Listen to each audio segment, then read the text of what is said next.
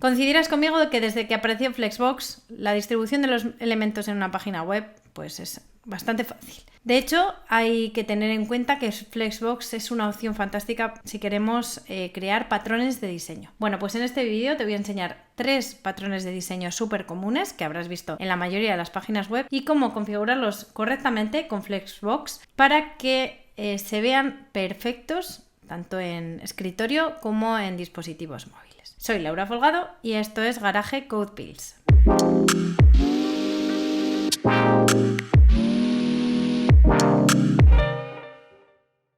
Vamos a pensar con la primera distribución, que es de columnas iguales. Para ello vemos que tenemos aquí un contenedor con 3 columnas y vamos a configurarlo para que estas columnas tengan el mismo tamaño. Empezamos configurando el contenedor para que sea de tipo flex, display flex. Y a continuación vamos a definir las columnas para que sean del mismo tamaño. Entonces vamos a decir que todos los elementos que están inmediatamente dentro del contenedor, en este caso ponemos el asterisco y afecta a las 3 columnas, pues queremos que tenga una serie de características. Vamos a decirle que va a tener un padding de 20 píxeles, un border, un píxel solid de este color rico gris y vamos a poner un text align center.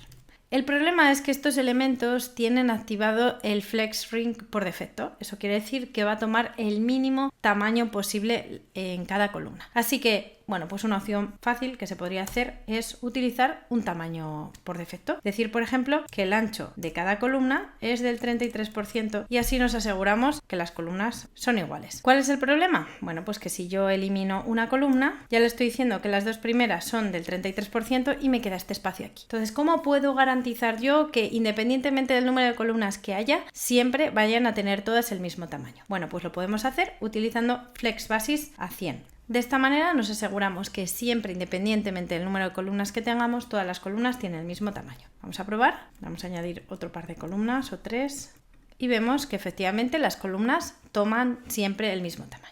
Vamos a ver ahora cómo crear una distribución de rejilla que sea atractiva, que no necesite media queries, ¿vale? Y que nos permita distribuir estas columnas en función del contenido que tenga y del tamaño de la pantalla, de manera que se vea correctamente. Entonces partimos de que este contenedor tiene un display flex y sus hijos directos tienen esta distribución que tenían las celdas del ejercicio anterior. Así que lo primero que vamos a decir es que queremos que colapse los elementos en caso de que ocupen demasiado. Así que vamos a decir que flex wrap es wrap.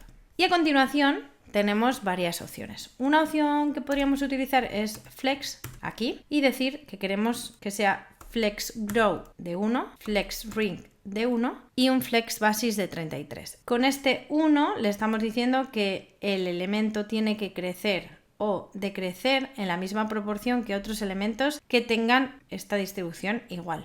Y este es el tamaño inicial que tiene que tener el elemento antes de aplicarse ese flex row o flex ring. Así que si tenemos en cuenta esto, pues las columnas, como veis, se distribuyen bastante bien. ¿Qué ocurre cuando intentamos hacerlas más grandes o más pequeñas? Bueno, pues que siempre se va a mantener esta estructura e igual no nos interesa. Así que la solución en este caso es, en lugar de utilizar un porcentaje para el flex basis, es mejor utilizar un tamaño fijo. Así, si ponemos, por ejemplo, 10 EM, fijaos lo que ocurre a continuación. Tenemos 3 columnas y las otras 2 se colocarían abajo en función del tamaño de la pantalla, colapsan o no colapsan, teniendo en cuenta pues el tamaño de esas columnas, de tal manera que, bueno, pues como veis, la solución es muchísimo mejor que la opción que teníamos en caso de que ese flex pongamos un 33% en lugar de una cantidad fija. Y en último lugar vamos a ver una distribución súper común también, que es el contenido y barra lateral. Para ello pues hemos utilizado también la base del ejercicio anterior y tenemos en cuenta, por un lado, que el contenedor es de tipo flex y que colapsa y que tenemos 2 elementos, el primer hijo,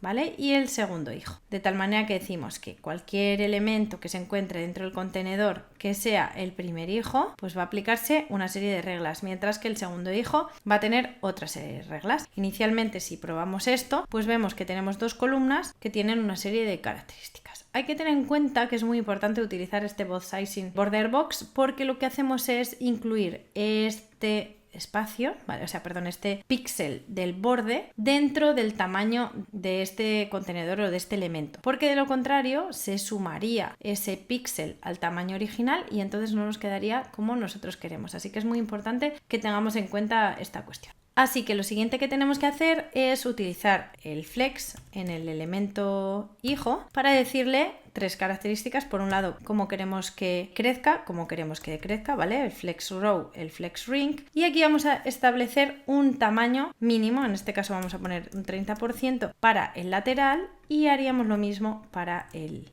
main o la parte principal. De esta manera ya tenemos la columna que va a ocupar ese tamaño del 30 y el 70. De hecho, si esto seguimos creciendo o decrecemos, pues se va a adaptar. En principio esto nos podría parecer suficiente, pero en el caso de que estemos reduciendo el tamaño de la pantalla a mucho, por ejemplo en un teléfono móvil, pues vemos que nos sigue manteniendo este tamaño esta proporción del 30-70. Para evitarlo, para conseguir que se colapse en el caso de que sea demasiado estrecho, una opción que podemos hacer es utilizar un min width. Entonces si ponemos aquí min width de 25 caracteres y un min width aquí de 15, nos aseguramos de que en caso de que esto sea muy pequeño, pues colapse en un tamaño más o menos interesante. Así que como veis es muy sencillo utilizar patrones de diseño que realmente funcionen en todos los dispositivos sin hacer uso de media queries utilizando estos sencillos trucos que os acabo de explicar. Así que espero que os haya gustado y nos vemos en otro vídeo. ¡Hasta luego!